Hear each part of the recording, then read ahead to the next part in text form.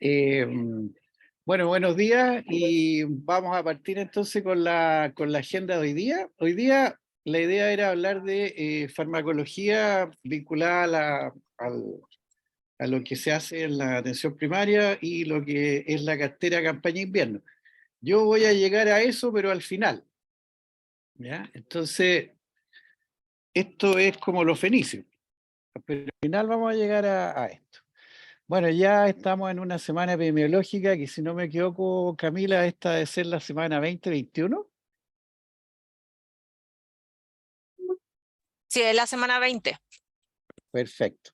A la semana 20, lo que sabemos es que la positividad en los centros que hacen vigilancia está dando sobre el 50%, ¿ya? O sea, ya hay una positividad importante de las muestras analizadas, y lo que está circulando preferentemente es el virus respiratorio sincicial, que está pegándole fuerte a la población infantil por debajo de los 2 años, y tenemos, ¿cierto?, también circulación de virus influenza, que eso se extiende desde la edad pediátrica a la edad del adulto.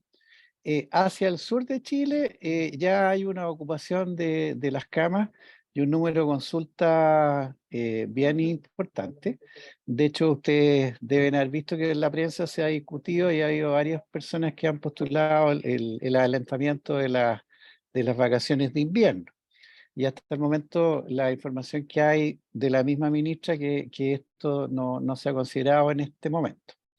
En la región metropolitana hay un número de consultas en los servicios de urgencia que ha aumentado en forma importante.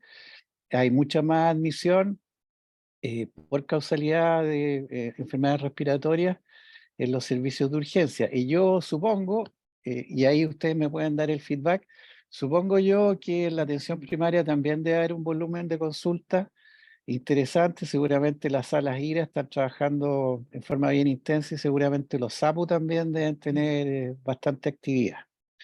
Siendo así las cosas, ¿cierto? Yo creo que es interesante entrar a esta conversación a través del análisis de un caso clínico de un niño que es un lactante pequeño que se presenta a un servicio, perdón, se presenta al SAPU de algunos de nuestros centros de CEFAM.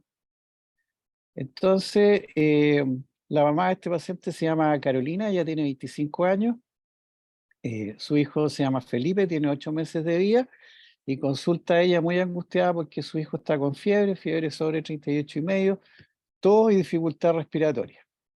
La mamá, entonces, por este motivo, acude al SAPU. No había tenido consultas previas, digamos, en el CEFAM.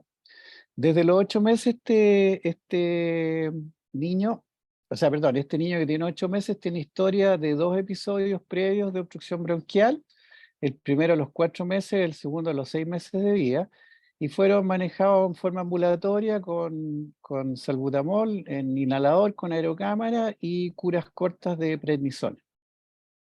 Por lo tanto, este es el tercer cuadro respiratorio que presenta en su vida, no asiste a la sala cura. Entonces, el motivo de consulta es tos y fiebre, 48 horas de evolución, y esto que la mamá detalla de hundimiento de las costillas desde hoy día. Antecedentes personales, ¿cierto? Hay alergia. Este niño tiene dermatitis atópica sin presencia de alergias alimentarias. Y como antecedentes familiares, la mamá es asmática y además de su asma bronquial, tiene una rinitis alérgica estacional. Medicamentos previos al momento de la consulta: paracetamol, que le había dado la madre por fiebre, y había vuelto a utilizar el inhalador de salbutamol que había conocido el cómo usarlo en los episodios anteriores que les relaté. Al examen físico, este paciente se presenta con dificultad respiratoria caracterizada por hundimiento de las costillas a nivel inter y subcostal. Está asociada a respiración más rápida para su edad, se ve caído. Hay cianosis perioral en reposo. No tiene aspecto niño séptico ni hay compromiso de conciencia. Tiene una saturación con aire ambiente de 90%, temperatura de 38 grados, frecuencia respiratoria de 50 respiraciones por minuto.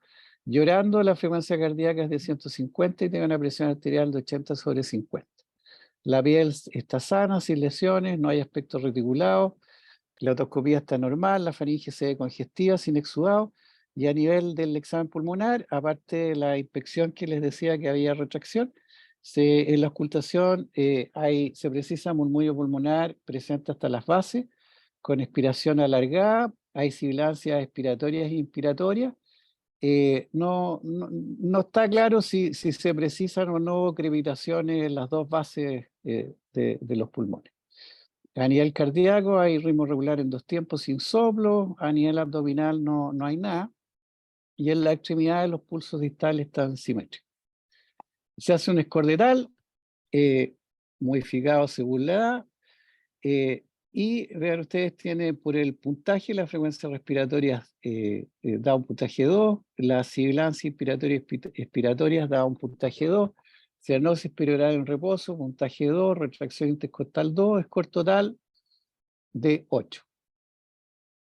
Se inicia manejo, este paciente se coloca con oxígeno adicional por cánula a 1 litro por minuto y se nebuliza con salbutamol cada 20 minutos por 3 veces, o podría haber sido salbutamol en inhalador con aerocámara, ¿cierto? 2 inhalaciones cada 10 minutos por 5 veces. Y se le da una dosis de prednisona de 2 miligramos por kilo en presentación en suspensión oral. El score de tal se revisa 1 hora posterior a la atención. La frecuencia respiratoria es de 40 por minuto, así que da un puntaje de 1. Sibilancia solo expiratorio, puntaje de 1. No hay presencia de cianosis, puntaje 0 y retracción subcostal 1. Score total igual a 3.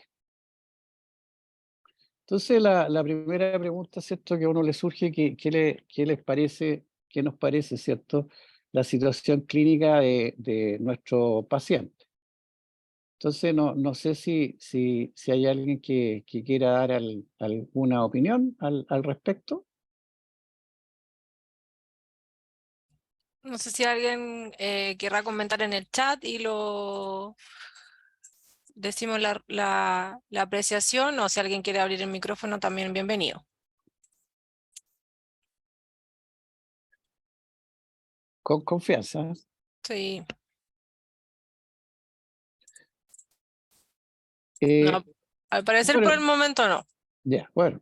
En todo caso, este paciente, si uno entra por el triángulo de evaluación pediátrica, apariencia, trabajo respiratorio y circulación, inicialmente tenía trabajo respiratorio aumentado, ¿cierto? Desde el punto de vista de la apariencia, ¿cierto? Se veía bien. Molestaba bastante la presencia de cianosis porque siempre ese es un marcador de alarma.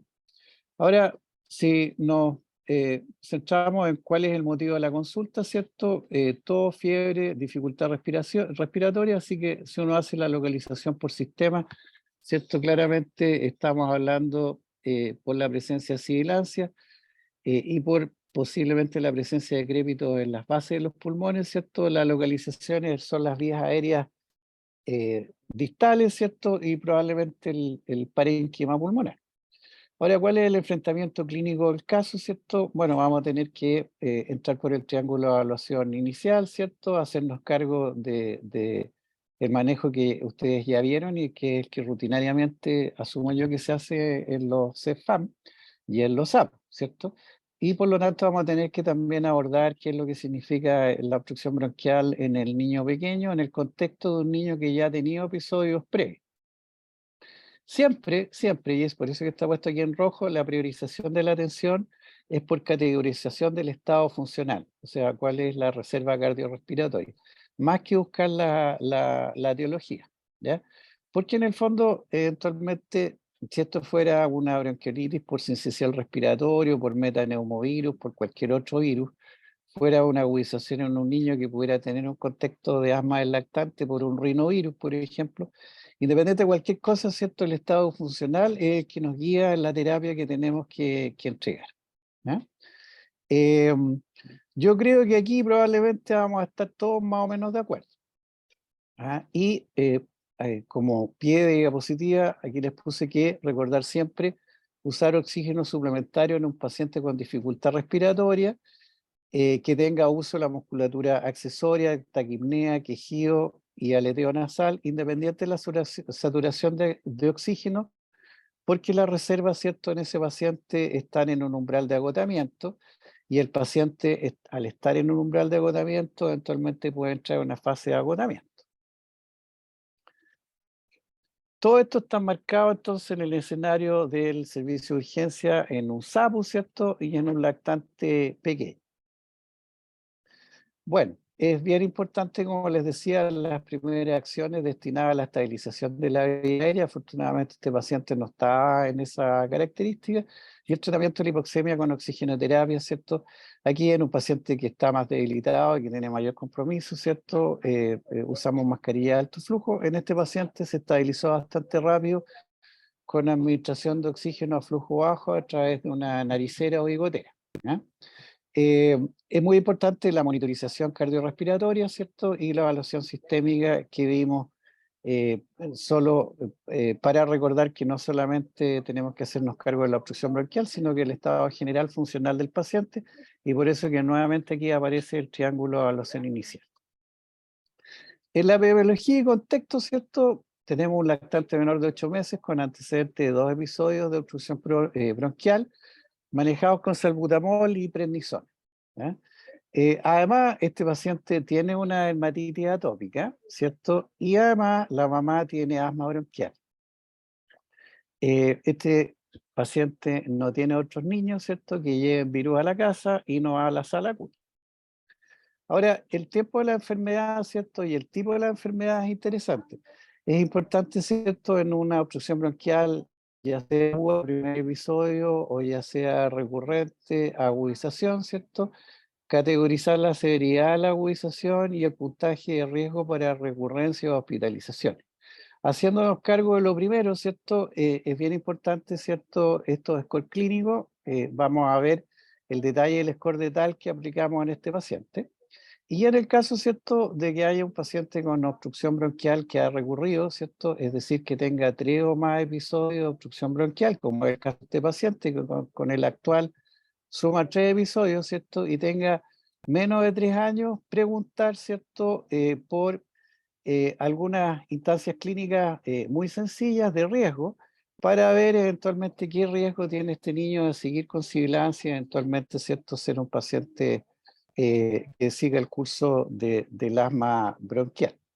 Es bien importante, por lo tanto, saber si es que en los episodios previos relatados por la madre, si es que el paciente fue atendido en el CEFAM, registrar y ver el registro, ¿cierto?, de si realmente había sibilancia al examen físico, porque la presencia de sibilancia es la que marca un poco el riesgo.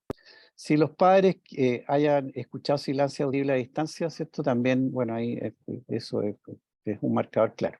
Y lo otro es definir estos criterios mayores y menores de índice predictor de asma, que pienso yo que probablemente ustedes están familiarizados con ellos, pero los vamos a revisar porque es interesante para lo que es el enfrentamiento a posterior y sobre todo la asignación de tratamientos, entre comillas, preventivos. Ahora, la fiebre, la dificultad respiratoria con hundimiento de costilla y apnea, la sibilancia y expiración prolongada con o sin crépito, ¿cierto? Y un star de col, perdón, star de col, un score de tal, ¿cierto? Que de 8 baja a 3 con la terapia, ¿cierto? Sugiere fuertemente que la terapia fue efectiva, ¿ya? Por lo tanto, sugiere fuertemente que había un componente, ¿cierto?, de broncoobstrucción importante en la vía aérea, y que por eso, ¿cierto?, a 1 hora, ¿cierto?, el paciente mejoró en forma sustantiva. O sea, hay una respuesta favorable al broncodilatador. El broncodilatador, ¿cierto?, si ustedes lo usan como inhalador de dosis medida de aerocámara, es igual de eficiente que el nebulizador y permite algo que es bien interesante, que es que uno puede, ¿cierto?, en el proceso de la terapia, reforzar con los cuidadores, ¿cierto?, cuál es el apropiado uso de las aerocámaras. Hoy por hoy, en casi todas partes, ¿cierto?, hay accesibilidad a aerocámaras valvuladas, ¿cierto?, que son mucho más eficientes. El material de estas aerocámaras ahora prácticamente en casi todas es electrostática, pero si no, es bien importante recordar, ¿cierto?, que las aerocámaras, si uno las lava con detergente y las deja estilando boca abajo, ¿cierto?, disminuye la electroestática, la estática, digamos, del plástico, y por lo tanto, ¿cierto?, la retención de material particulado que se pegue a la aerocámara disminuye, y por lo tanto la terapia de entrega del fármaco inhalado se hace mucho más eficiente. Aquí está el puntaje de TAL, ¿cierto? Con sus 4 columnas. La frecuencia respiratoria, acuérdense que hay un ajuste para la edad menor o mayor de 6 meses, la presencia de sibilancia, la cianosis o saturometría, ¿cierto? Ustedes pueden usar score de TAL con o sin, ¿cierto? La saturometría con punto de corte le da mucho más certeza al tener un saturómetro, y hoy por hoy el saturómetro está presente en todos, ¿cierto? Los sitios de atención donde hay pacientes en urgencia involucrados. Acá están los scores de TAL, ¿cierto? Antes del tratamiento y después del tratamiento, cómo fue la respuesta clínica de los elementos de la columna del score de TAL, y también cómo fue la respuesta, ¿cierto? De la mejoría muy sustantiva de la saturación de hemoglobina. Recuerden ustedes que el límite, ¿cierto?, de 90 es un límite de insuficiencia respiratoria absoluto, ¿cierto? Y el target, ¿cierto?, que uno utiliza, ¿cierto?, es tener saturaciones que vayan entre 93 y 95%. Este es un artículo del doctor Tal, ¿ya? De ahí viene el score de TAL, ¿cierto?, que se publicó en 2017 en la revista Pediatric Pulmonology, ¿cierto? Y él acá vuelve a replantear la validación del score como predictor de severidad, en este caso la bronquiolitis. Es bien interesante porque ha pasado un montón de tiempo. El score de TAL partió, ¿cierto?, en la medicina respiratoria de aplicación en la atención primaria de salud y con los esquemas que ustedes conocen de tratamiento en la década final de los 90. Entonces han pasado, ¿cierto?, más de 20 años y el score de TAL sigue muy vigente desde el punto de vista clínico como altamente validado.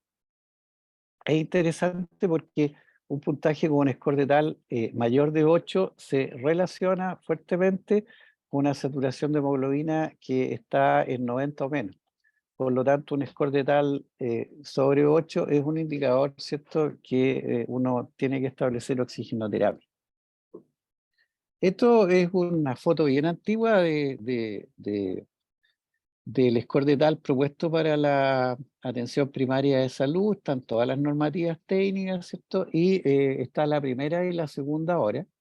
Y ustedes pueden ver cuál es el comportamiento clínico que uno toma, ¿cierto? Y en este score de TAL, ¿cierto? En este flujograma se estableció que si había un puntaje de TAL de sobre moderado, ¿cierto? Y a la hora no había respuesta con mejoría del score por debajo de puntaje menor de 6, ¿cierto? A la segunda hora uno utilizaba corticoides. Esa indicación sigue vigente a la fecha, pero yo me gustaría, dado que aquí hemos hablado ya de 2 fármacos, el uso de los broncodilatadores en su modalidad de nebulización, en su modalidad de inhalador de dosis medido, y estamos hablando del corticoide. Yo creo que podríamos tal vez más hacia el final comentar si es que al momento de hoy tiene el real peso, digamos, mantener la indicación de corticoides en la segunda hora universal para todos los pacientes. Este es un artículo, ¿cierto?, publicado por el doctor José Antonio Castro Rodríguez. Él trabaja actualmente en la Universidad Católica, es un investigador muy destacado, tiene artículos de alto impacto, y este artículo, publicado el 2021, es uno de los artículos más importantes en medicina respiratoria vinculada al tema, porque lo que él plantea y lo que se busca acá con un seguimiento que parte en una corte de las madres antes que tengan sus hijos y posteriormente en los primeros 2 años de la vida, ¿cierto? Es ver si es que el índice predictor de asma, ¿cierto? Realmente sirve no solamente en forma retrospectiva cuando uno se para, ¿cierto?, a los 2 años, a los 3 años, ve la historia previa, ¿cierto?, y dice este paciente puede tener mayor o menor riesgo de asma, sino que en forma prospectiva, ¿ya? Y la conclusión de este trabajo es que sí, que los mismos criterios mayores y menores ya no solamente son una herramienta, ¿cierto?, retrospectiva para el diagnóstico de enfermedad, sino que es una buena herramienta prospectiva, ¿cierto?, para ver el riesgo asignado de asma. Es decir, por ejemplo, ustedes pueden ver acá que hay criterios menores y mayores. Los criterios mayores, ¿cierto?, son la presencia de asma diagnosticado en los padres, la presencia de eczema en el paciente, y los criterios menores son la presencia de rinitis, sibilancias que se presenten sin presencia de resfrío, y en el recuento hemograma eosinófilos más del 4%. Por lo tanto, una construcción que se puede hacer con elementos fundamentalmente clínicos, y el único elemento de análisis de laboratorio es el porcentaje de eosinófilos en el hemograma.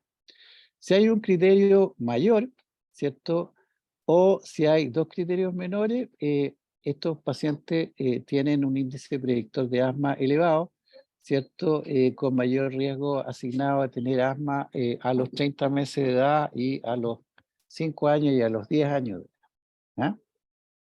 Eso es muy importante y quiero que ustedes lo tengan presente para lo que vamos a ir analizando inmediatamente.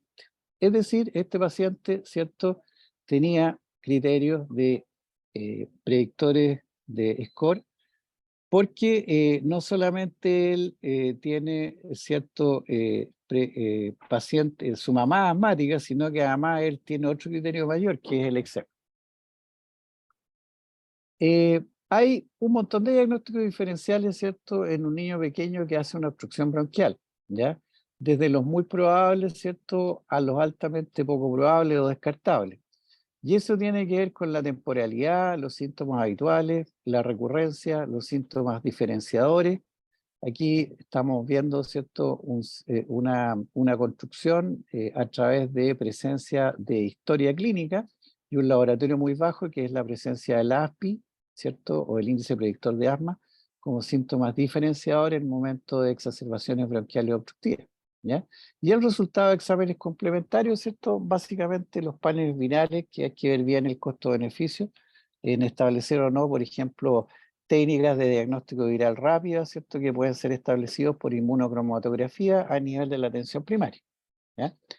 Em, em, Dicho eso, ¿cierto?, acá les muestro una radiografía de un paciente, ¿cierto?, con características absolutamente similares al paciente que vimos, pero, ¿cierto?, este es un paciente que llegó al servicio de urgencia del Hospital San Borja Arrerán.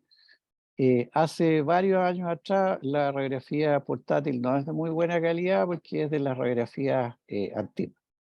Pero ustedes pueden ver acá, ¿cierto?, que hay atrapamiento aéreo, ¿cierto? Hay un mayor número de espacios intercostales, ¿cierto? Hay presencia de algunos infiltrados peribronquiales, pariliares, ¿cierto? Y acá retrocardíaco parecería, ¿cierto? Y aquí uno lo puede ver en lateral, que pudiese eventualmente haber un foquito de condensación que pudiera estar partiendo. Em, Aquí voy a enganchar con algunas cosas que después podemos conversar del uso de la farmacología. Pero cuando yo les decía que había distintas instancias de posibles diagnóstico diferencial, de diagnóstico frecuente, diagnóstico poco frecuente, este otro artículo es bien interesante porque es bien desafiante, que está hecho por autores latinoamericanos. Nuevamente aquí está involucrado el doctor José Antonio Castro Rodríguez. Esto es una publicación en el Pediatric Respiratory Review del año 2022, ¿ya?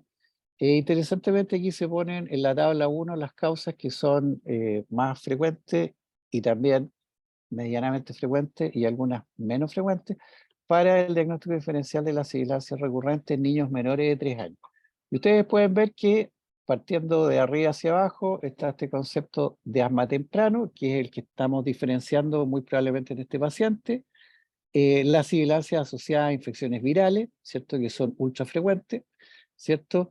Y cosas menos frecuentes, como por ejemplo pacientes que tienen algún trastorno en la evolución, ¿cierto?, y que pueden hacer microaspiraciones, secuelas, ya sea por infecciones virales como el adenovirus, que son las bronquiolitis obliterantes postvirales, ¿cierto?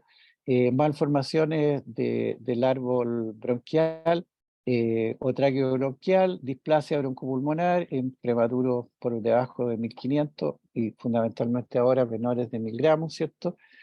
Y otras características, ¿cierto? Llegando hacia el final, ¿cierto? En dos entidades que son bien particulares, como es la aspiración de cuerpo extraño y la fibrosis quística.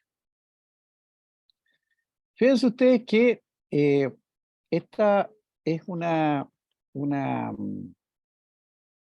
es un algoritmo, ¿cierto? Propuesto para ello, que tiene, cierto, que es bien desafiante para la realidad nuestra.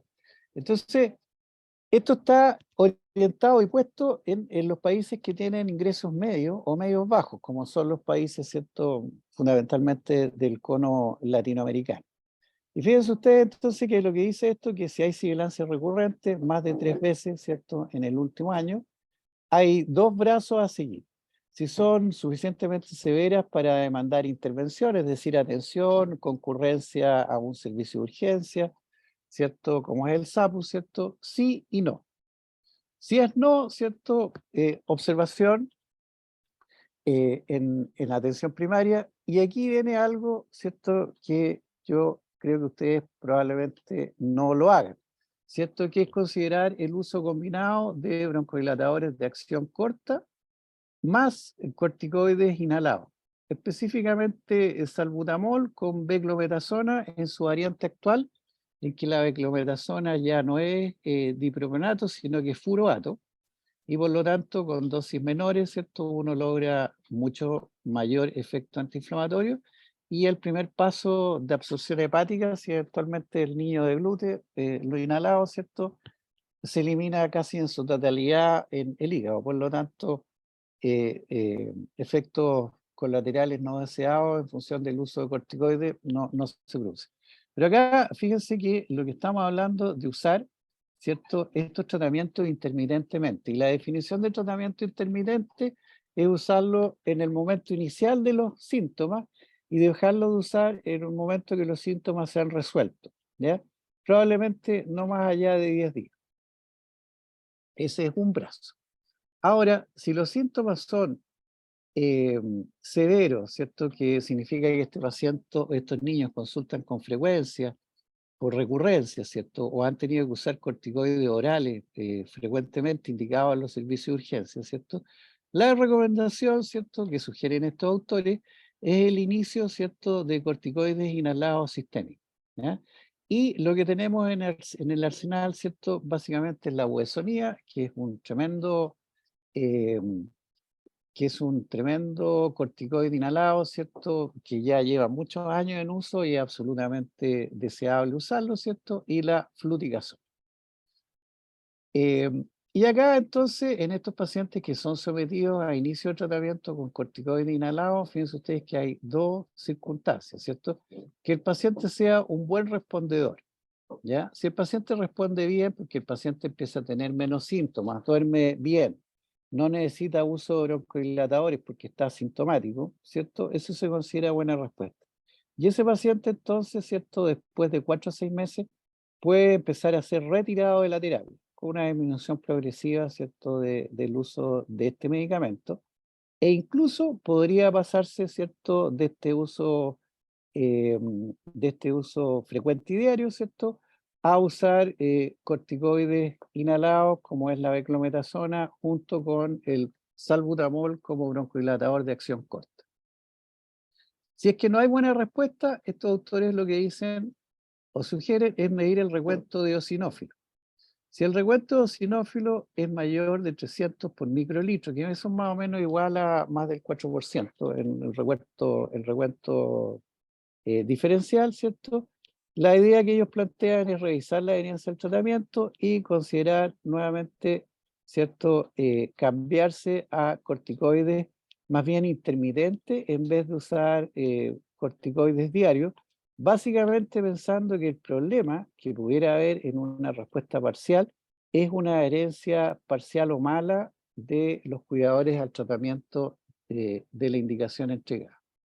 Y si los eosinófilos son menores de 300, estos autores consideran algo que es bien interesante, esto del troublesome lung, en la traducción exacta al español la desconozco, pero algo así es como episodios de problemas respiratorios. O sea, es como que no se mejora, ¿cierto? Y sigue dando jugo con esto de la bronquitis, ¿cierto? Y la tos recurrente asociado, ¿cierto? A sibilancia intermitente, con eosinófilos bajos, ellos plantean el uso de acitromicina. Y la citromicina, fíjense que aquí está puesta como una alternativa de tratamiento en las dosis que ustedes conocen, ¿cierto? 5 a 10 miligramos por kilo, pensando, ¿cierto?, en que el efecto no va a ser por su uso como antibiótico, sino que eventualmente en su uso antiinflamatorio. El uso antiinflamatorio de la citromicina, ¿cierto?, está súper conocido desde hace muchos años como muy beneficioso para los pacientes con fibrosis quística, pero aquí tenemos pacientes sin fibrosis quística. Bueno, evidentemente que estos pacientes ustedes probablemente van a recurrir a la referencia a través de las salas GIRA, ¿cierto?, para los niveles de atención secundarios, los poliespecializados broncopulmonar. Pero como probablemente entre que ustedes hacen la interconsulta y que el paciente atendido pasa tiempo, ustedes podrían eventualmente hacer esta consideración. Esto que yo le estoy hablando no está en ninguna normativa técnica actual. Por lo tanto, ¿cierto? Esto es una sugerencia, no, una sugerencia no normativa. Ahora, para ir cerrando, y después me gustaría que habláramos de los fármacos que yo he ido comentando, como son los broncodilatadores, los corticoides inhalados, los broncodilatadores de acción corta, la unión de los broncodilatadores con eventualmente un corticoide como es la beclometasona, la efectividad que realmente ustedes creen que tiene, ¿cierto?, para utilizarlo en la segunda hora de la recurrencia del SBO, me refiero a la prednisona, ¿cierto?, y también estas nuevas posibilidades de enfrentamiento que yo les puse aquí en este algoritmo, que tiene a la fecha menos de un año de sugerencia.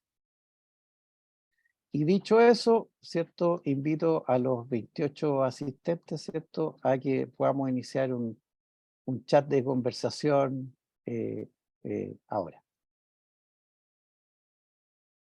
Aquí hay una respuesta, o sea, perdón, una pregunta de Walter Santiago del Cefam Matasur, a quien saludamos, y que pregunta, en el caso de la acitromicina, como uso antiinflamatorio, ¿por cuánto tiempo se deja? Excelente pregunta. Excelente pregunta. Habrían dos alternativas, uso diario, ¿cierto? Por lo que dura el episodio de agudización, ¿cierto? 10, 15 días, o eventualmente, ¿cierto?, un uso más prolongado, usándolo 3 veces en la semana, ¿cierto?, por un tiempo más largo. Ahora, el cuánto de la definición del tiempo largo va a depender de la evolución del paciente. Así que dejo abierta la posibilidad que discutamos y voy a dejar de compartir pantalla. Ya, dejé de compartir pantalla. Ahí también hay otra pregunta. Alternativas de combinación de acuerdo al arsenal disponible en menores de 4 años, doctora Lisbeth, perdón. Espera, deja echar la onda. Alternativa de combinación de acuerdo al arsenal disponible en menores de 4 años. Entonces, recuérdenme cuál es el arsenal disponible. Budesonida, fluticasona más almeterol, salbutamol o bromuro de hipatropio es lo que está disponible. Muy bien. Entonces, ya. La pregunta es, ¿en qué pacientes, cierto, usamos esta combinación de medicamentos, cierto? Aquí tenemos dos tipos de medicamentos. Tenemos corticoides inhalados altamente eficientes y potentes, como es la budesonida y la fluticasona, ¿cierto? Combinado con salmeterol, ¿cierto? En el caso de la fluticasona, y la budesonida combinado con el formoterol, que son broncodilatadores de acción prolongada. Entonces, la pregunta yo se la devuelvo a ustedes. En el caso que vimos que es un lactante pequeño, ¿esa medicación ustedes encuentran que tiene algún sustento como indicación? O lo digo de otra manera, ¿es algo que ustedes utilicen frecuentemente en este tipo de pacientes?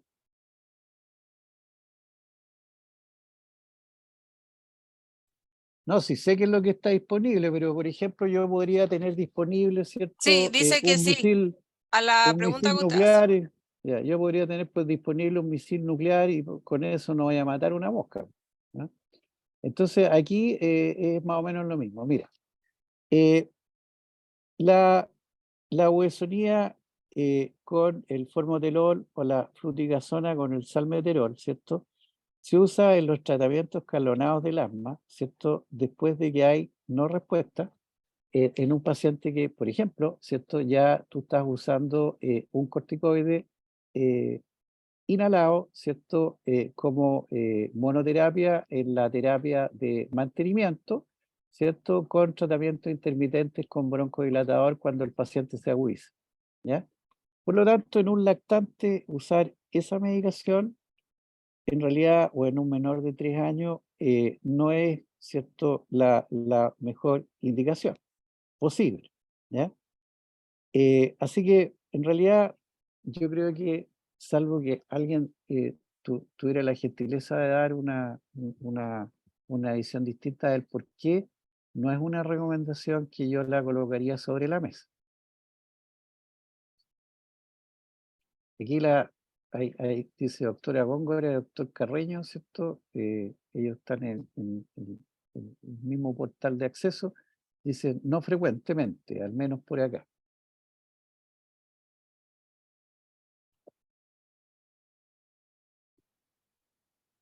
Eh, no sé si alguien quiere opinar.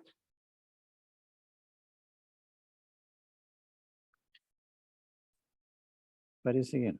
No, dejamos Eh, el chat también y si alguno quiere a viva voz. eh, mire, poniéndolo en perspectiva con este ejemplo que es un lactante tipo, ya que esto yo creo que es súper frecuente para ustedes, ¿cierto?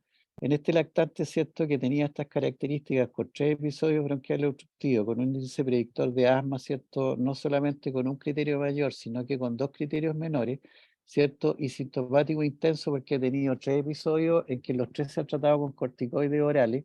Si ustedes ven el flujograma que está sugerido en la última diapositiva que yo les puse, probablemente, ¿cierto? En este momento, con el nivel de evidencia, muy probablemente nosotros vamos a tratar de irnos a la línea, ¿cierto? De exponer al paciente a tratamiento con corticoide inhalado, ¿cierto? Ya sea budesonía o fluticasona, ¿cierto? Por 3 meses. Y vamos a esperar a ver la respuesta, ¿ya? Y probablemente ustedes van a fijar si hay criterios de derivación para el nivel secundario, que es el nivel de broncopulmonar. Pero como esto es tan frecuente, de volumen es tan grande, ¿cierto? La posibilidad de entrar con esto a una interconsulta, ¿cierto? A la atención secundaria, ¿cierto? Es más limitada. Salvo que ustedes, ¿cierto? Digan, este paciente tiene una condición GES de asma, ¿ya? Y ahí entonces, al alero del asma, ¿cierto? Ustedes tienen que tener una respuesta de oportunidad, ¿cierto? Porque es lo que la ley dice, ¿ya? Doctor, Pero, sí, hay también una pregunta en el chat de Carla. ¿Cuánto tiempo se considera para el alta de asma en APS? Y además, asma de 15 y más, ¿ya se considera un manejo adulto? ya, pero es que si yo voy a contestar esas preguntas, pero la invitación es que nos centremos al cuento del caso y de la frecuencia que tiene este tema, porque es lo que está pasando en este momento, ¿ah? Estamos hasta el moño con este tipo de pacientes, ¿ah? Entonces, para seguir con la idea, ¿cierto? Probablemente vamos a usar 3 meses de corticoide inhalado y existe una posibilidad alta, ¿cierto? Que este paciente mejore sustantivamente en su calidad de vida, ¿ya? Una buena posibilidad de éxito. Ahí es muy importante y es fundamental no solamente la medicación, sino que la educación y el seguimiento, ¿ya? Y la, la fase crítica de éxito, más que la medicación, yo no sé si ustedes se imaginan cuál puede ser, porque son medicamentos inhalados, este no es un medicamento que tomemos, ¿cierto? Esto es un medicamento que lo inhalamos y tiene que llegar distal, ¿cierto? La vía aérea distal, ahí hace su efecto. ¿ya? Entonces, la dosis nominal que está contenida en el canister es distinta a la dosis de disparo, y la dosis de disparo es distinta a la que llega, y porcentualmente es bastante menos de un 10% lo que llega a las vías aéreas distales. Entonces, sabiendo que la llegada de lo que ustedes están usando contenido en el inhalador es poca, la fase crítica es la fase de entrega. Entonces, dicho eso, ¿cuál creen ustedes que es el elemento en la fase de entrega, que es el elemento así fundamental para todo esto?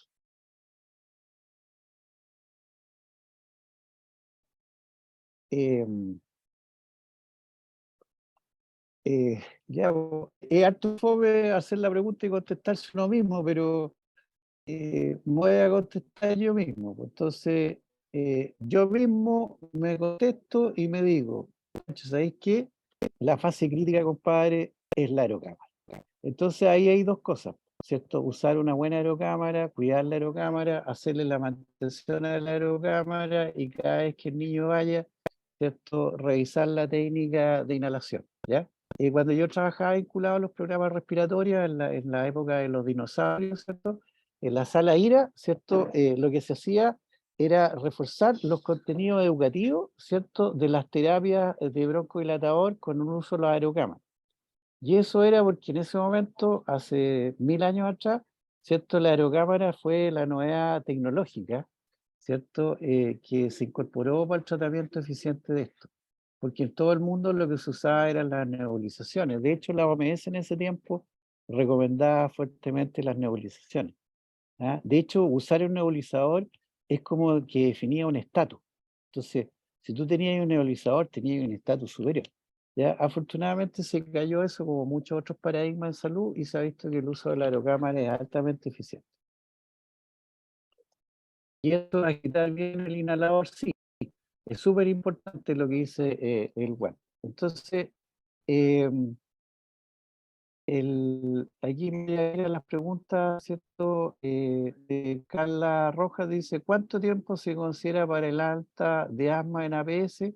Mira, si uno tiene un paciente tratado eficientemente con asma, ¿cierto? Y a 6 meses de tratamiento está sintomático, uno comienza, ¿cierto? Con la escalada hacia abajo de la terapia que está usando. Y un paciente que lleva 12 meses asintomático, es bien importante porque los pacientes asmáticos tienen alta estacionalidad en los síntomas, ¿cierto? Por el lado de la primavera, porque está la exposición al aeroalergeno, y por el lado del invierno, porque está la alta exposición a los virus.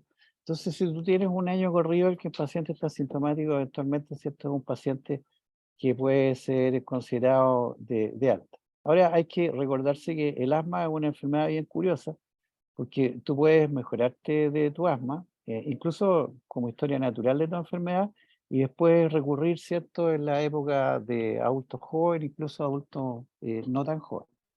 Así que eso hay que tenerlo presente para el seguimiento.